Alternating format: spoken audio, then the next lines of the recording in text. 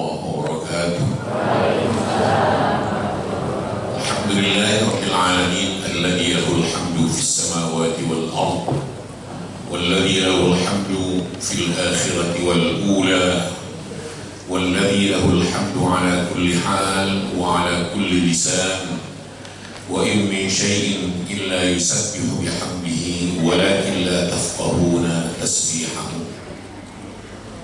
والصلاة والسلام الأتمان الأكملان على سيد الأنبياء وإمام المرسلين سيدنا وحبيبنا وشفيعنا وقرة أعيننا ومولانا محمد صلى الله عليه وعلى آله وأصحابه وأحبابه ومن اهتدى بهديه واستنى بسنته إلى يوم الدين.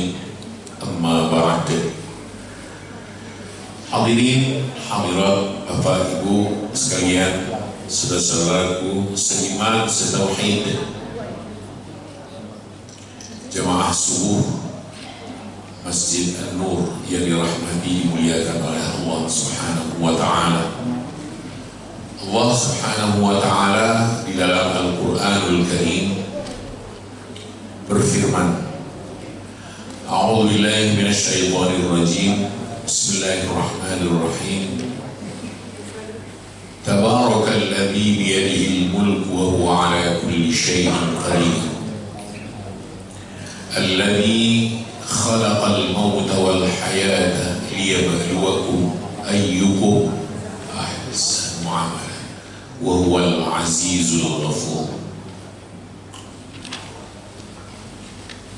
Bapak Ibu sekalian, berdasarkan ayat ini,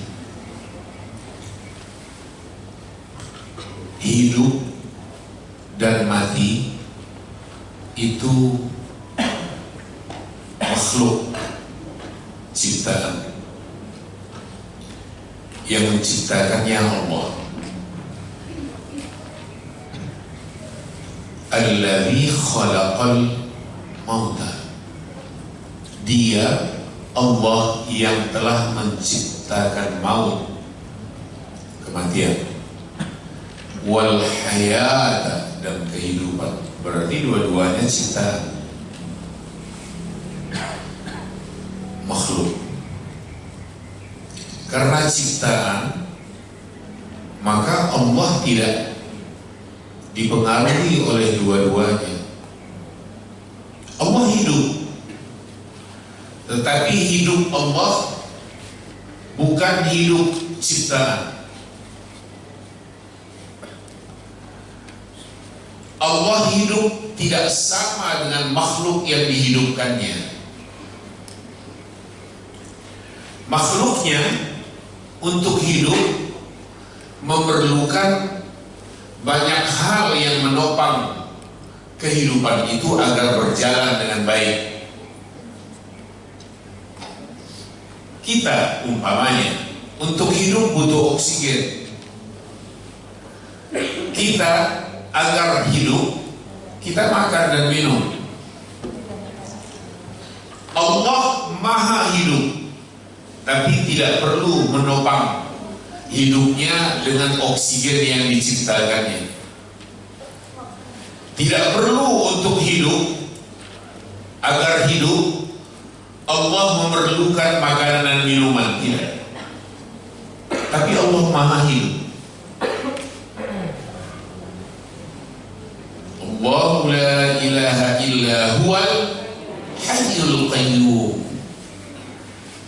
Maha hidup dan maha qayyum, maha mengurus segala hajat kebutuhan makhluknya. Itu qayyum. Hajat hidup makhluknya dipenuhi oleh Allah Subhanahu wa Ta'ala, diperhatikannya. Itu Al-Qayyum. Sementara makhluk hidup membutuhkan banyak hal agar supaya kehidupannya dapat berjalan.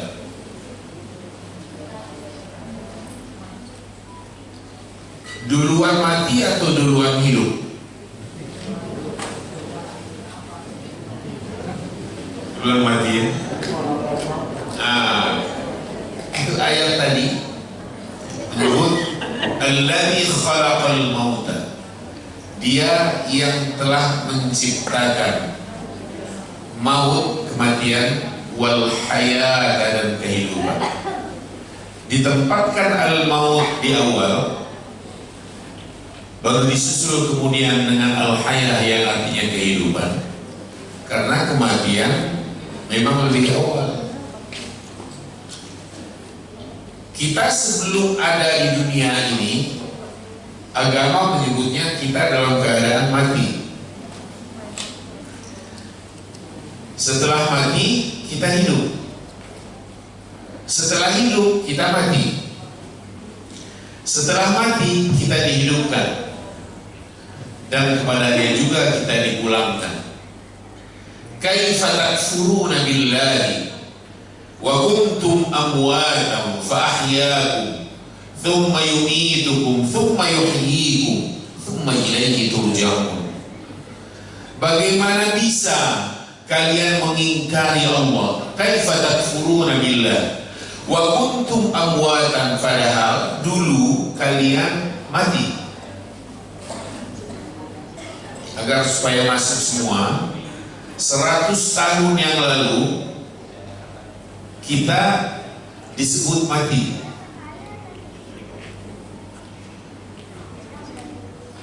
Ada yang ingat 100 tahun yang lalu di mana posisi? Ada yang ingat? Nggak ada. Nggak ada. Allah belum titipkan apa-apa. Lalu masuk ke dalam rahim bunda masing-masing. Saat itu awal kehidupan. Lalu berlanjut ke dunia ini setelah kita dilahirkan. Itu kehidupan. Jadi kalau harus sederhana mendefinisikan mati dan hidup, sederhananya namanya mati itu dipisahkannya roh dari jasad.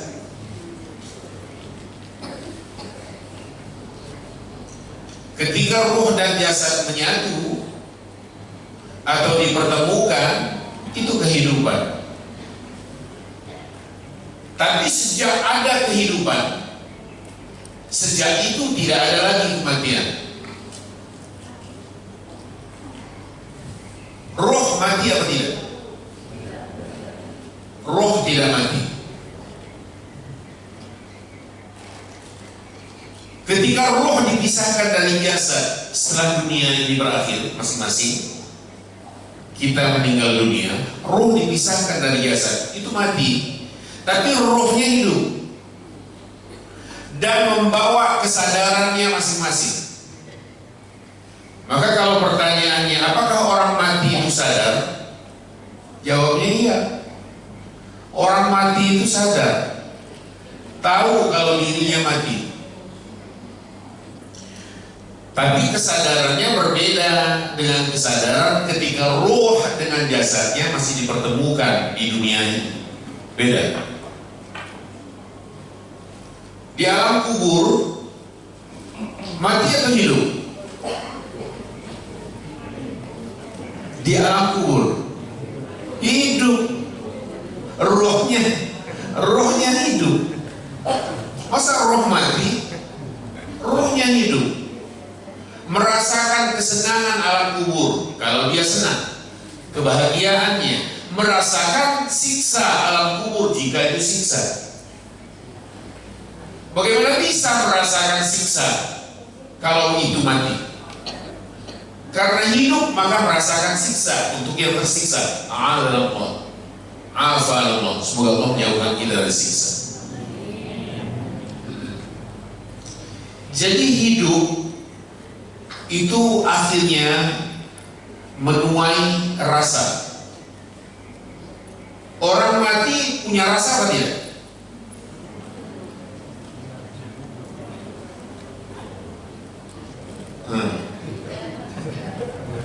Susah jawabnya. Allah berfirman, kullu nafsin dha'iqatul maut. Setiap jiwa, setiap yang bernyawa akan merasakan maut. Kalau merasakan maut berarti berarti saat mati merasa apa tidak? Merasa. Berarti kematian itu ada rasa, yang merasakannya, yang mengalaminya. Masa bebas dari rasa? Rasanya bagaimana masing-masing terpulang kepada dirinya. Ada yang senang, ada yang tidak senang. Ada yang membencinya luar biasa dan tersiksa. Maut dipisahkannya roh dari jasad, tapi roh tidak mengalami kematian. Hatta dalam surga tidak ada kematian. Sampai mereka, naudzubillah, yang disiksa akhirnya di dalam neraka juga tidak mengalami kematian. Justru kematian itu yang diminta mereka agar tidak merasakan lagi siksa. Mereka minta mati. Baik Bapak dan Ibu sekalian, Alladzi khalaqal mauta wal hayat. Dia Allah yang telah menciptakan maut, kematian, wal hayah, dan kehidupan. Untuk apa kita hidup? Jawabnya beribadah. Allah hidupkan kita agar kita beribadah kepadanya, mengabdi kepadanya, dalam rangka mengisi kehidupan. Maka Allah siapkan berbagai macam ujian.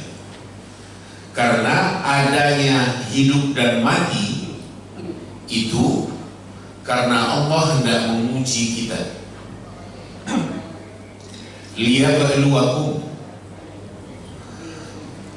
agar Allah menguji kalian. Apa ujian Allah untuk kita dalam kehidupan? Satu, at-takalifus syar'iyyah. Semua tugas-tugas keagamaan yang Allah titipkan, amanahkan kepada kita, semua adalah ujian untuk kita dalam hidup. Itu amanah. Inna 'aradna al-amanata 'ala as-samawati wal-ardi wal-jibal fa'abayna an yahmilnaha wa ashfaqna minha wa hamalaha al-insan innahu kana zaluman jahula. Sungguh kami telah menawarkan amanah kepada langit dan bumi dan semua gunung. Allah tawarkan amanah. Amanah apa? Agama ini. Amanah apa? Tugas-tugas keagamaan ini. Amanah apa? Syariat Allah ini. Amanah apa? Usuluddin, pokok-pokok agama, tauhid, iman, salat, zakat, siyam, Ramadan, kebaikan dan sebagainya. Itu amanah. Kepada langit, kepada bumi, kepada gunung, semua menolak dan takut untuk memikulnya.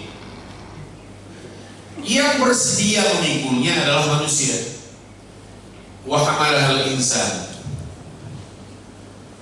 Tapi ternyata manusianya lemah dalam menjalankan dan menjaga amanahnya dengan baik. Maka Allah menutup ayatnya dengan innahu kana zaluman jahula. Sungguh manusia itu benar-benar berlaku aniaya dan sangat bodoh. Aniaya ketika berlaku aniaya namanya ketika ia melanggar amanah yang sudah ia sanggupi. Maka semua manusia yang pertama di awal dia sanggup menjalankan amanah, apapun dan siapapun dia. Tapi kemudian dalam perjalanannya dia melanggar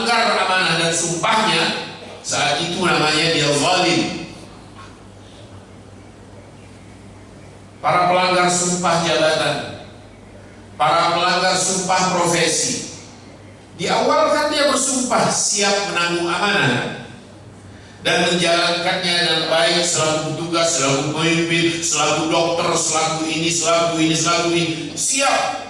Di perjalanan dia khianat terhadap amanah itu dan ingkar sumpah.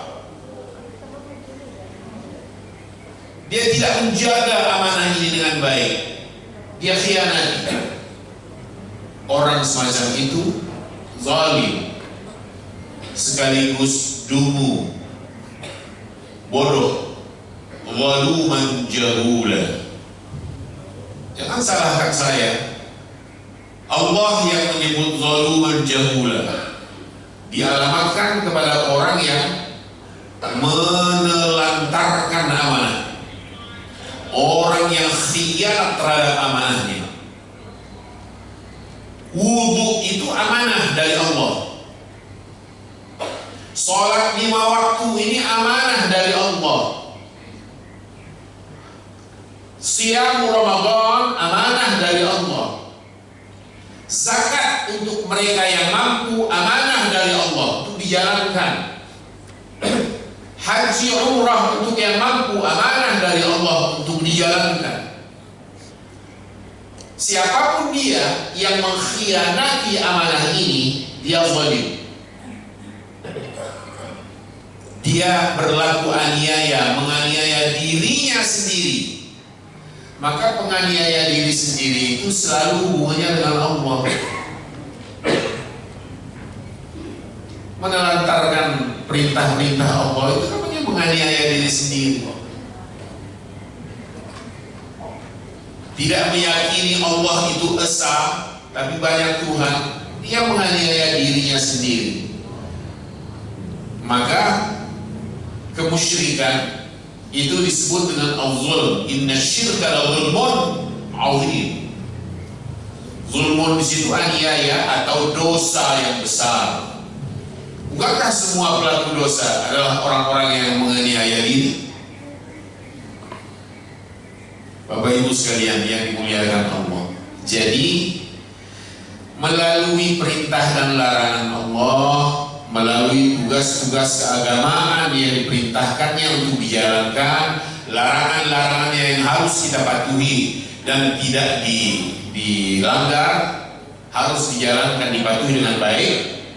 Semua ini adalah wujud dari ujian yang Allah berikan kepada kita untuk Allah lihat, dan Allah Maha tahu siapa kita yang masuk ke dalam kelompok orang-orang taat, manusia-manusia yang taat, dan siapa yang masuk ke dalam kelompok kelas pembangkang.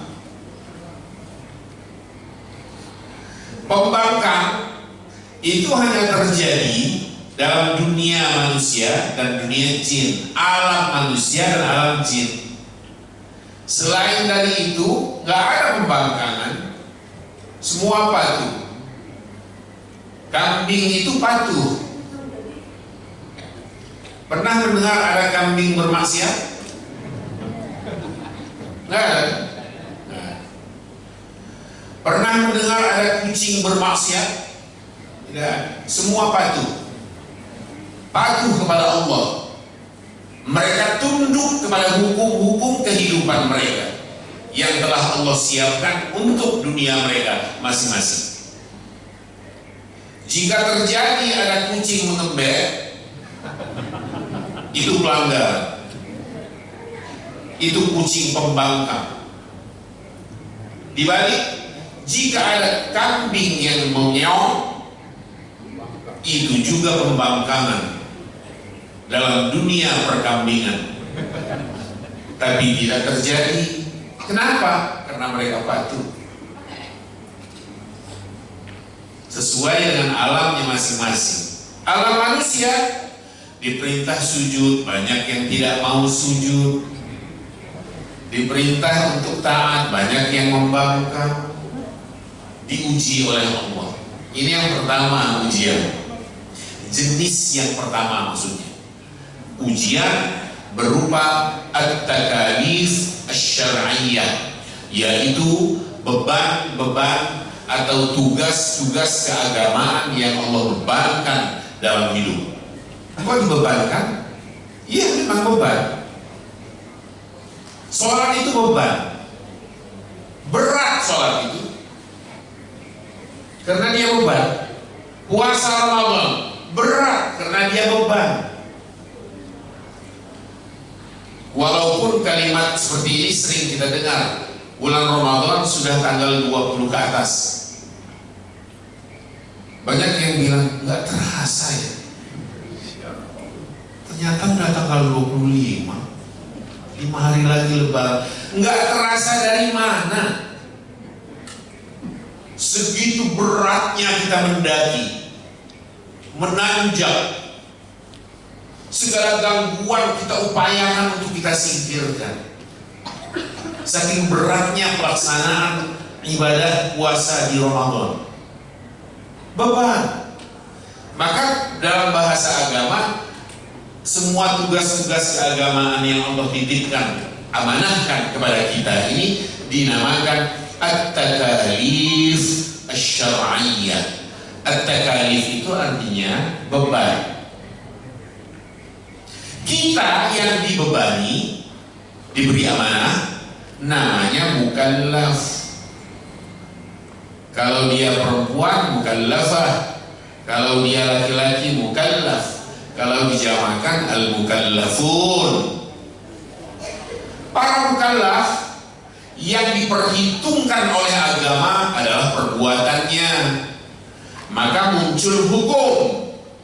Yang namanya hukum dalam Islam itu adalah khitabullah al-muta'alliq bi af'alil mukallafin. Firman Allah, wahyu yang terkait, yang berkaitan dengan perbuatan para mukallaf. Maka hukum dalam Islam tidak ada cantelan dengan selain perbuatan. Dengan kata lain, hukum dalam agama cantelannya adalah perbuatan manusia mukallaf. Babi, haramkah babi? Tidak. Memakannya haram karena perbuatan. Pahami ini kajian. Masa babi dibilang haram sementara nggak terkait dengan perbuatan? Ketika sudah dicantelkan dengan perbuatan mukallaf manusianya, baru masuk hukum di situ. Oh, ternyata Anda makan babi. Sekarang terpisah. Saya jalan di lereng gunung, di situ ada babi juga yang jalan berlainan arah atau searah dengan saya. Saya tak ganggu dia, dia nggak ganggu saya. Haramkah dia untuk saya? Tidak. Apa salah babi? Dia tidak salah dengan kebabiannya. Yang salah itu kalau dimakan, berarti perbuatan. Maka dalam hukum agama, dalam syariat Islam, hukum itu cantelannya selalu perbuatan manusia mukallaf. Hukum tidak masuk ke dalam zat atau benda. Uang haram, nggak ada uang haram. Haram itu hukum, uang itu benda. Tapi ada istilah uang haram. Maksudnya adalah bagaimana memperolehnya sehingga uang itu didapat, caranya, sumbernya, ketika kita mendapatkannya, di situ letak haramnya. Atau cara kita membelanjakannya, di situ letak haramnya. Lagi-lagi hubungannya dengan perbuatan. Anak zina, anak haram, gak ada anak haram. Dia gak salah. Yang salah pelakunya, sehingga melahirkan anak itu. Lagi-lagi hubungannya dengan perbuatan. Jadi intinya sampai poin ini, Bapak Ibu sekalian, yang dinamakan hukum itu cantelannya selalu perbuatan para mukallaf. Maka definisi hukum dalam agama, khitabullah al-muta'alliq bi af'alil mukallafin bil iqtida' aw at-takhyir aw al-wad'. Intinya itu, bahwa hukum selalu dicantelkan pada perbuatan, tidak kepada zat, tidak kepada benda.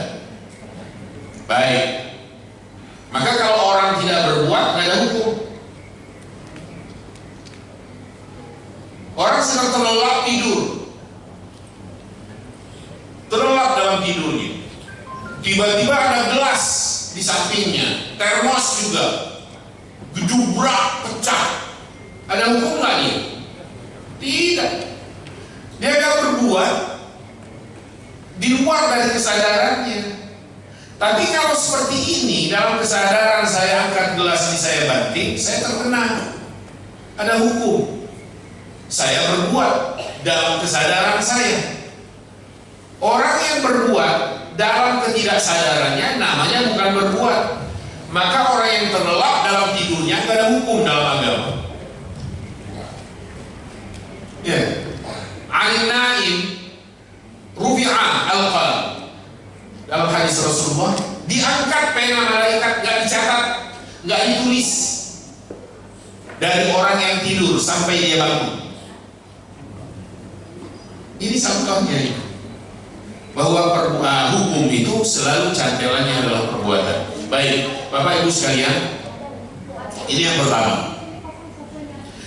Jenis ujian yang kedua yang Allah berikan kepada kita adalah an-ni'am al-kathirah wal arzaq awil khair.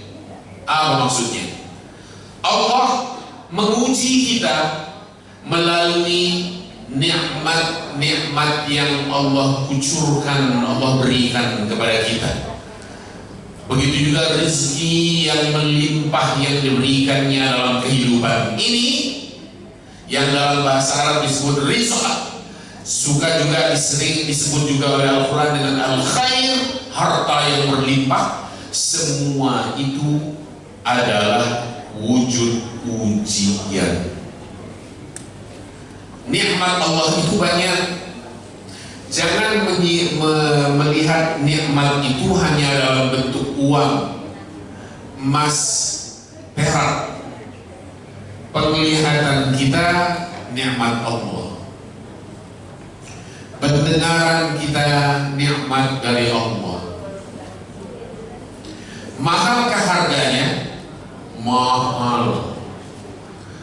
Nggak bisa diperjualbelikan. Mau ditukar 20 matanya dicongkel, tapi dibayar 100 triliun.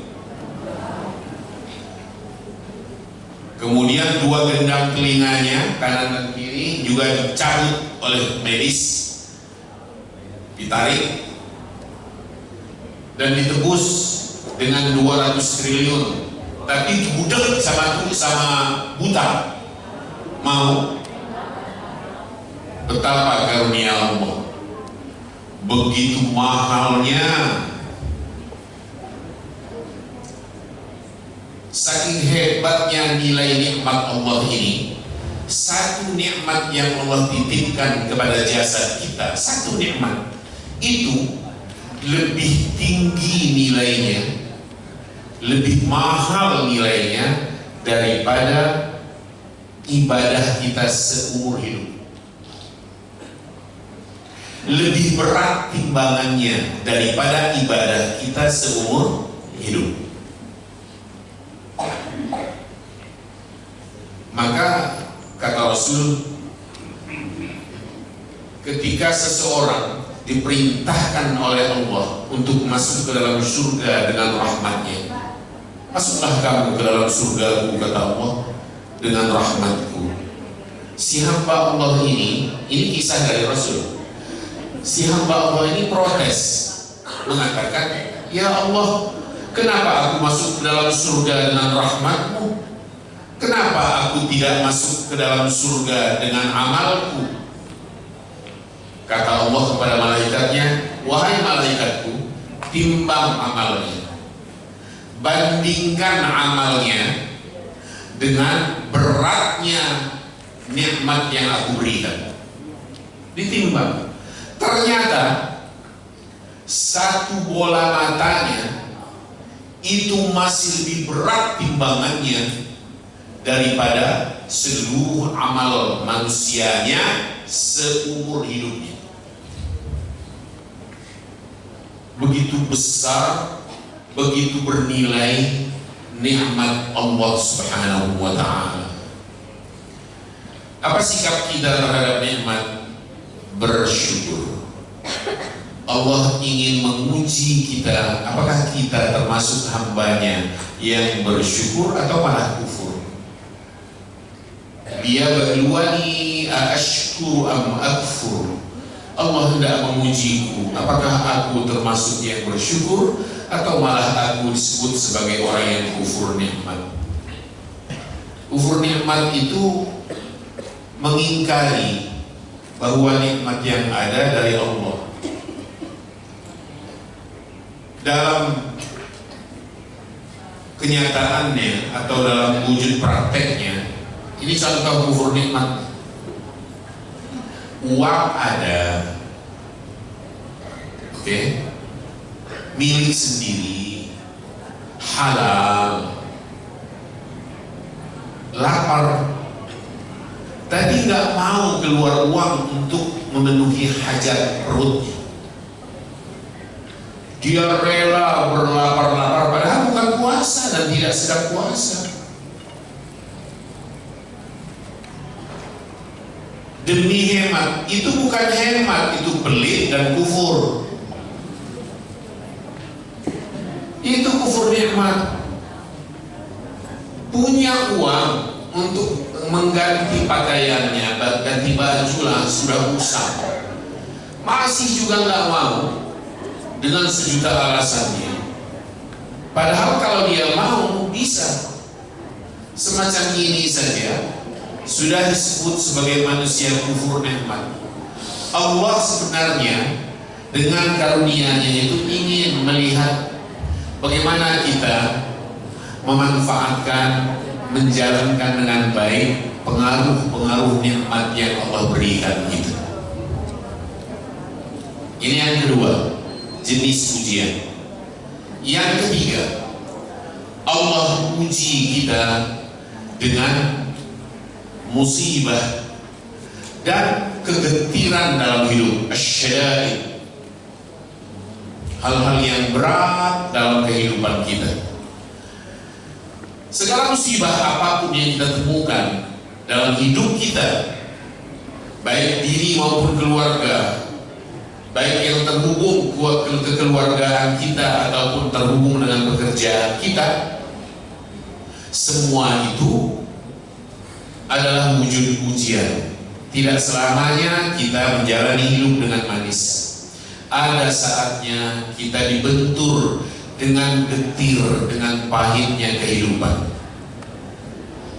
Untuk apa Allah menguji dengan ini? Allah ingin lihat seberapa tingkat kesabaran kita. Adakah kita bersabar dalam mengarungi kehidupan betapapun getirnya? Itu yang ketiga. Bersabar artinya pandai mengelola hati di hadapan hal yang kita tidak sukai.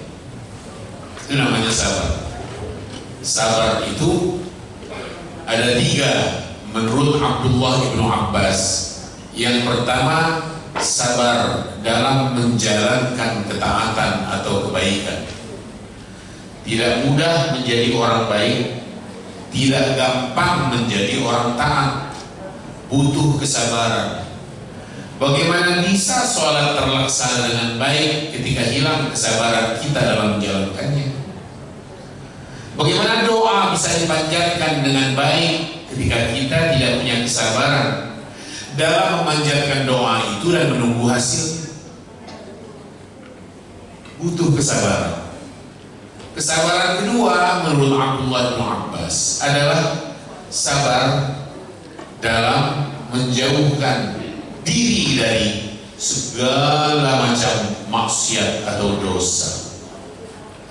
Panggilan dunia ini kuat. Orang lebih memilih dugem ketimbang masjid, kecuali jika Allah menunjuki hamba-Nya menuju jalan yang baik. Maka kita tidak boleh berlepas diri hubungan dengan Allah Subhanahu wa ta'ala. Allah ingin agar kita selalu dekat kepadanya, tapi kebanyakan manusia menjauh dari Allah, lebih memilih panggilan dunia dan panggilan iblis. Padahal dua ini, dunia dan iblis atau syaitan, adalah dua penipu besar dan tidak ada yang ketiga. Ini wala taghurrannakumul hayatud dunya wala yaghurrannakum billahil ghurur. Innasyaitana lakum aduwwun fattakhidhuhu aduwwan. Innama yad'u hizbahu liyakunu min ashabis sa'ir. Coba lihat sejuta keonaran dalam hidupnya, kita lihat, kita saksikan, kita temukan. Pasti pemicunya bermuara kepada dua ini. Orang korup karena panggilan dunia dan gangguan setan terkutuk. Zina karena panggilan dunia dan godaan setan. Hancurnya rumah tangga karena dunia dan setan terkutuk. Pembunuhan terjadi karena dunia dan setan terkutuk. Maka Allah ingatkan kita, jangan sekali-kali, kata Allah, kalian tertipu dengan kemilau kehidupan dunia, dan jangan juga kalian tertipu dengan makhluk yang penuh tipu daya, yaitu setan terkutuk. Innasyaitana lakum aduwwun fattakhidhuhu aduwwan. Setan itu untuk kalian adalah musuh, maka jadikan ia benar-benar musuh. Jangan buka celah pertemanan dengan iblis sekecil apapun. Itu namanya kita bersabar dalam menjauhkan diri dari segala maksiat dan dosa. Yang ketiga, sabar itu sabar dalam menghadapi musibah yang menimpa, sekecil apapun, bersabar. Kelola hatinya. Ada waktunya Allah menyelamatkan kita keluar dari musibah ini. Badai pasti berlalu. Gak selamanya orang senang, dan juga tidak selamanya orang terjebak dalam kesulitan. Ada kelapangan yang Allah siapkan, ada kebahagiaan yang Allah siapkan jika sampai waktunya. Itu yang ketiga, jenis ujian. Yang keempat, jenis ujiannya untuk kita semua dalam hidup ini adalah at-tafawut bainan nas. Apa itu at-tafawut bainan nas? Penjenjangan dalam strata kehidupan tidak sama di semua lini. Ada yang kaya, ada yang fakir. Kalau ini ada garis, namanya garis kemiskinan. Di bawah garis kemiskinan ini banyak sekali manusia-manusia yang mengalaminya. Tapi di atasnya juga banyak orang yang mengalaminya. Nah, tingkatan dalam kehidupan semacam ini itu ujian. Maksudnya bagaimana? Orang yang kaya, Allah titipkan harta benda dalam hidupnya. Allah uji ketika melihat, ketika berjumpa dengan orang yang fakir. Bagaimana dia bersikap terhadap orang yang fakir, miskin? Adakah dia angkuh, pongah dengan harta benda yang dimilikinya, atau malah dia berempati, kemudian mengulurkan sekedar pertolongan yang dapat dia berikan saat itu kepada si fakir dan miskin. Ini at-tafawut bainan nas. Jadi Bapak Ibu sekalian, penjenjangan dalam kehidupan ini itu ujian bervariasi, ujian Allah dalam segala jenjang kehidupan. Ada yang kaya, ada yang fakir, ada yang susah, ada yang senang, ada pejabat, ada rakyat. Dikira pejabat tidak sedang diuji. Ada yang sehat, ada yang sakit. Dikira yang sehat tidak sedang diuji. Ketika kita membesuk orang sakit, saudara, teman sendiri, kita katakan kepada yang sakit ini, bersabar, Allah sedang menguji, insya Allah sehat nantinya. Gak sadar kita ngomong bahwa kita yang sehat pun sedang diuji. Kalau si sakit ini bisa mengembalikan kata-kata, dia akan mengatakan, Anda juga harus bersabar dalam sehat Anda, baik-baik menjaga kesehatan, karena Anda juga sedang diuji oleh Allah Subhanahu wa Ta'ala. Banyak yang lupa karena sehat. Kapan kita sadar bahwa sehat itu ujian? Ketika kita jatuh sakit. As-sihhatu tajun la yaraha ala ru'usil as-sihha, la yaraha ilal marḍa. Kesehatan itu ibarat mahkota yang ada di atas kepala orang-orang yang sehat. Tidak ada yang bisa melihat bahwa itu mahkota yang begitu mahal harganya kecuali oleh orang-orang yang sakit. Kelinting ini kelihatannya remeh temeh. Ia tidak kita anggap sebagai ujian yang sedang Allah berikan karena dia sehat. Ya, tapi giliran dia tergores, terluka, saat itu kita menyadari betapa enaknya kalau sehat. Duduk begini nggak terasa kalau kita sedang menjalani ujian. Ketika kita mengalami yang namanya bisulan, duduk nggak tenang, miring, jelas nggak jelas, semacam itu, baru kita sadari betapa nikmatnya kalau kita sehat. Bapak Ibu sekalian yang dimuliakan Allah. Nah, penjenjangan dalam kehidupan ini semua Allah ingin lihat bagaimana kita bersikap, kepedulian kita dan empati kepada sesama. Allah uji kita melalui itu semua. Yang fakir diuji dengan kefakirannya sampai di mana dia bersabar. Dan yang Allah titipkan harta benda, Allah uji dengan harta itu sampai di mana dia bersyukur kepada Allah dan berempati kepada orang yang di bawahnya. Maka agar syukur kita meningkat, agar kesabaran juga meningkat, perhatikan orang yang di bawah kita dalam hal standar kehidupan. Bukan untuk mengejek dan mengecilkannya, tetapi untuk mengingatkan diri kita betapa Allah melimpahkan rezekinya, karunia-Nya kepada kita, dan kita dijauhkannya dari kesusahan dalam hidup.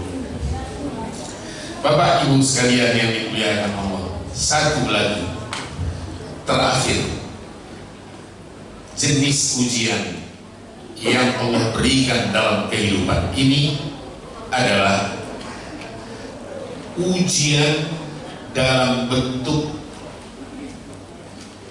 celoteh, kalimat-kalimat yang mengusik bahkan menyakiti kita sebagai hamba Allah yang taat kepadanya dari orang-orang yang tidak beriman kepada Allah. Ada kalimat-kalimat yang menyakiti. Maka di dalam Al-Quran Allah berfirman, la tublawunna fi amwalikum wa anfusikum wa la tasma'unna minal ladina utul kitaba min qablikum walladzina asyraku adan katsira. Sungguh kalian pasti, kata Allah, akan diuji dalam hal harta dan jiwa kalian, dan akan diuji juga dengan gangguan kata-kata, sikap, perbuatan yang menyakiti hati kalian dari orang-orang yang telah Allah beri Alkitab sebelum kalian. Siapa mereka? Dari orang Yahudi.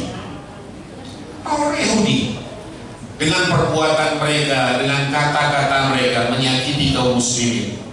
Itu sudah ada dalam Al-Quran sejak dulu, laten, permusuhan yang kekal sejak zaman awal dulu dari orang-orang Yahudi dan dari orang-orang yang musyrik. Siapa mereka? Kalangan orang-orang yang menyebutkan bahwa Isa alaihissalam itu adalah Tuhan atau anak Tuhan. Sakit kuping kita mendengarnya. Kenapa Allah disebut sebagai yang beranak, punya anak? Orang Yahudi mengatakan Uzair ibnullah, orang Nasrani mengatakan bahwa Isa adalah putra Allah. Bunda Maria itu adalah, kalau begitu Bunda Maria adalah istri Tuhan karena punya anak namanya Isa atau Yesus, dan itu adalah putra Tuhan. Dalam Islam itu sangat mengganggu, mengusik, bahkan menyakiti. Karena kita punya prinsip Qul huwallahu ahad, Allahus samad, lam yalid wa lam yulad, tidak beranak dan tidak diperanakkan, wa lam yakul lahu kufuwan ahad, dan tidak ada satupun yang serupa, menyamai, sesama, semisal dengan Tuhan, dengan Allah Subhanahu wa Ta'ala. Nggak ada yang sama. Seperti di awal kita sampaikan, kita hidup, Allah hidup. Allah tidak sama dengan hidup kita makhluknya. Allah mendengar, manusia mendengar, hewan pun mendengar. Kita makhluknya, makhluk Allah. Allah mendengar tidak sama dengan kita makhluknya mendengar. Kita berilmu, Allah titipkan ilmu, tapi di atas yang berilmu ada zat yang maha berilmu, dialah Allah. Ilmu Allah tidak sama dengan ilmu kita. Dalam hal kedalamannya, luasnya, wala yuhituna bi syai'in min 'ilmihi illa bima syaa. Mereka tidak bisa menguasai, menjangkau ilmu Allah kecuali sebatas yang Allah kehendaki untuk mereka ketahui. Yang kita ketahui sekarang kan baru sebatas ini, ilmu yang Allah beri. Komputer, rudal balistik, peluru kendali dikendalikan melalui komputer, remote. Sebatas itu ilmunya yang Allah titipkan sampai hari ini. Adakah manusia pernah sampai ke langit yang pertama? Belum. Kedua, apalagi 3, 4, 5, 6, 7, Sidratul Muntaha, Kursiullah, Arsyullah. Adakah manusia diberi ilmu untuk bagaimana cara membuat nyawa? Tidak. Wa yas'alunaka 'anil ruh. Mereka bertanya kepadamu ya Muhammad tentang ruh. Qul ruhu min amri rabbi. Jawab Muhammad, ruh itu bisnis Tuhan, urusan Allah. Nggak ada campur tangan manusia. Allah tidak menitipkan ilmu bagaimana membuat nyawa. China bisa membuat robot persis manusia, kulitnya seperti kulit manusia, matanya seperti mata manusia, bisa bergerak tapi tidak dengan roh, karena Allah tidak menitipkan roh. Bagaimana cara membuatnya? Ilmu kita sedikit dan kita tidak menguasai apa-apa selain yang diizinkan oleh Allah untuk diketahui. Di luar itu kita tidak tahu. Bapak Ibu sekalian, jadi kita nggak sama. Maka jangan melihat ilmu Allah seperti ilmu kita. Ilmu Allah maha luas. Allah tahu bukan saja yang nyata, Allah tahu bukan saja yang tersembunyi, bahkan Allah tahu apa yang belum kita ketahui. Kita punya rahasia apa tidak? Punya. Tahukah kita rahasianya masing-masing? Diri sendiri tahu dong rahasianya. Allah tahu apa tidak? Allah tahu. Adakah di antara kita yang tahu akan apa yang bakal kita katakan pada 5 tahun ke depan jam seperti ini? Ada yang sudah tahu? Adakah di antara kita yang sudah tahu akan pikirkan apa dia pada hari seperti ini 2 tahun mendatang? Ada yang tahu, tapi Allah sudah tahu. Akan memikirkan apa kita 5 tahun yang akan datang pada hari dan jam seperti ini di 5 tahun yang akan datang. Allah sudah tahu dengan ilmunya. Saking mahal luasnya jangkauan ilmu ilahi. Gak usah seperti itu di dalam dunia. Akan ngomong apa orang-orang kafir saat dibangkitkan nanti, Allah sudah kasih tahu. Akan ngomong apa penghuni surga nanti saat mereka kita semua sudah dalam surga Allah tahu dan Allah sudah kasih tahu. Wa qalu alhamdulillahilladzi hadana li hadza wa ma kunna linahtadiya laula an hadana Allah. Bukankah itu perkataan ahli surga? Wa qalu alhamdulillahilladzi azhaba 'anna al-hazan inna rabbana laghafurun syakur alladzi ahallana daral muqamati min fadlihi la yamassuna fiha nasab wa la yamassuna fiha lughub. Bukankah itu juga perkataan ahli surga nanti? Belum terjadi tapi sudah terjadi dalam ilmu Allah. Kita belum tahu tapi Allah sudah tahu dan memberitahukannya. Akan apa yang diomongkan oleh orang-orang yang kafir dalam kebangkitan nanti belum terjadi tapi Allah sudah tahu dan memberitahu. Apa isinya? Qalu, mereka berkata, ya wailana, celaka kami. Man ba'athana min marqadina. Siapa yang membangkitkan kami dari tempat tidur ini, kuburan? Hadza ma wa'ada ar-rahman wa sadaqa al-mursalun. Ini belum terjadi. Orang-orang yang kafir yang ingkar kepada Allah juga belum tahu, tapi Allah sudah tahu dan memberitahukannya akan seperti ini omongan Anda nanti. Bapak Ibu sekalian yang dimuliakan Allah, pukul 6. Inilah beberapa hal jenis ujian yang Allah titipkan dalam kehidupan kita. Sesuai firman Allah tadi, alladzi khalaqal mauta wal hayata liyabluwakum ayyukum ahsanu amala. Siapa di antara kalian yang paling baik amalnya? Siapa yang paling taat? Siapa yang paling bersyukur? Siapa yang paling bersabar? Siapa yang paling peduli dan berempati dan seterusnya atas dasar keikhlasannya kepada Allah. Liyabluwakum ayyukum ahsanu amala.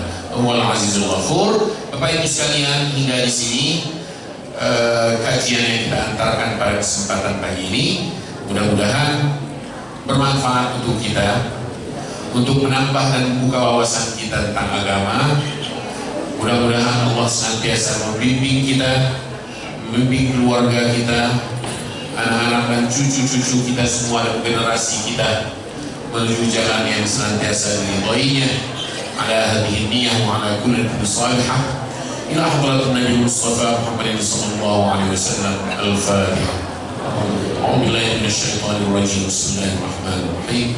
Alhamdulillahirabbil alamin arrahmanir rahim maliki yaumiddin. Iyyaka na'budu wa iyyaka nasta'in ihdinas siratal mustaqim صراط الذين أنعمت عليهم غير المغضوب عليهم ولا الضالين آمين. أعوذ بالله من الشيطان الرجيم. بسم الله الرحمن الرحيم. اللهم صل وسلم على سيدنا محمد في الأولين والآخرين، ورضي الله تبارك وتعالى عن كل صحابة رسول الله أجمعين. الحمد لله رب العالمين حمدا يوافي نعمه ويكافي مزيده. يا ربنا لك الحمد كما ينبغي لجلال وجهك الكريم وعظيم سلطانك. اللهم اغفر لنا ولوالدينا وارحمهما كما ربيانا صغارا. Ya Allah, ampuni kami semua ini ya Allah. Maafkan kami atas semua dosa dan kesalahan kami. Juga maafkan dan ampuni dosa-dosa keluarga kami semua.